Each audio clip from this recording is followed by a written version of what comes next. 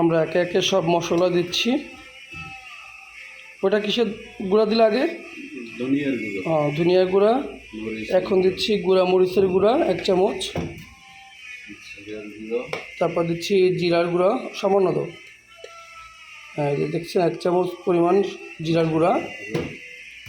এখন দিব পরিমাণ মতো হলুদ।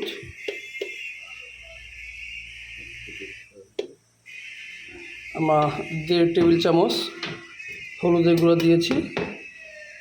এবার দিব আদা রসুন বাটা 2 চামচ।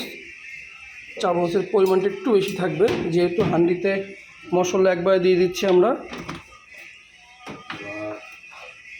এবার দিচ্ছি আমরা পেঁয়াজ এবং কাঁচামরিচটা পরে দাও, আর না একবার দিতে পারো। কাঁচামরিচটা পরেই দাও। দিয়ে দিচ্ছি আমরা 6 থেকে 7টা বড় বড় পেঁয়াজ কাটা।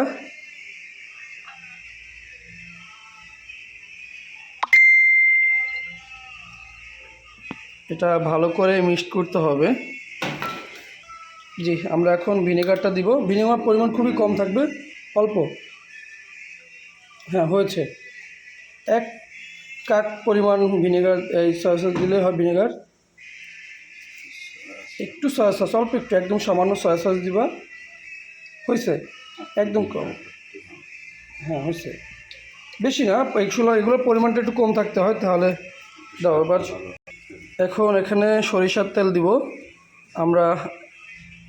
যেহেতু সরিষার তেল এবং সয়াবিন তেল মিক্স দেবো, সেই ক্ষেত্রে সরিষার তেলের পরিমাণটা একটু কম, 1 পোয়া পরিমাণ। ঠিক আছে, এবার এটি ভালো করে মাখিয়ে নাও। আমরা পরিমাণ মতো লবণ দিয়ে দিয়েছি। লবণটা আপনার যেহেতু হাঁড়ি একবারে বসিয়ে দিতে হয়, সেক্ষেত্রে আপনার মশলাটা মাখিয়ে একটু ট্রাই করে নেবেন কেমনটা হলো স্বাদটা। এবার দিচ্ছি এখানে গোলমরিচ, তেজপাতা দিব। তেজপাতাটা যেহেতু লাস্টে দিব একবারে হাঁড়ির সাথে। এখানে আপনার গরম মশলা, ডাল, এগুলো সব দিয়ে নিব পরিমাণ মতো। এবার এটা সুন্দর করে হাতে মাখিয়ে নিবে। দেখতেই পাচ্ছেন, খুব সুন্দর করে মশলাটা মাখিয়ে নিতে হবে, না হলে কিন্তু এটা টেস্ট আসবে না।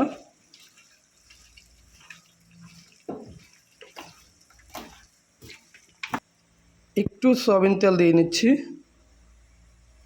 হ্যাঁ, ওকে, তো ভালো করে মাখিয়ে নাও।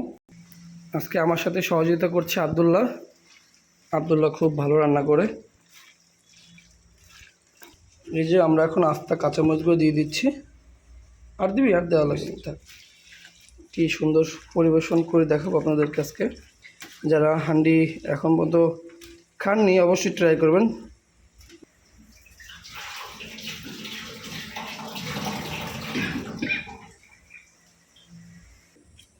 আমরা হাঁড়ির একেবারে নিচে কিছু তেজপাতা দিয়ে দেব এবং এখানে আস্তা রসুন দিব। অবশ্যই যারা হাঁড়ি পাকাবেন বা যে কোনো মাংসতে একটু আস্তা রসুন দিয়ে খাবেন, খুব উপকার এবং টেস্টি, যেটি আমাদের খুলনার খুবই ঐতিহ্য। জি, এবার তেল নিয়ে আসো, যাও। এখানে আমরা পরিমাণ মতো তেল দিব।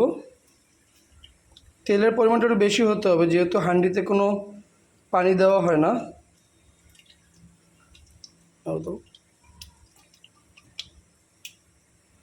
ওকে, ঠিক আছে। আমরা 1 পোয়া পরিমাণ তেল দিয়েছি এখানে।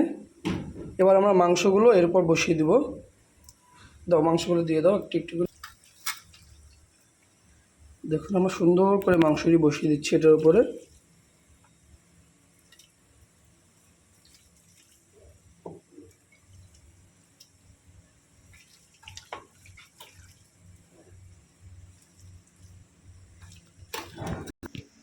এই যে আমাদের হাঁড়ি সম্পূর্ণভাবে তৈরি হয়েছে, মাখানো। এখন আমরা চুলায় বসিয়ে দেবো। যে আবদুল্লার হাতে দেখতে পাচ্ছেন কত সুন্দর একটি কালার এসেছে। এখনই একটা যে স্মেল আসছে, খুবই ভালো লাগছে।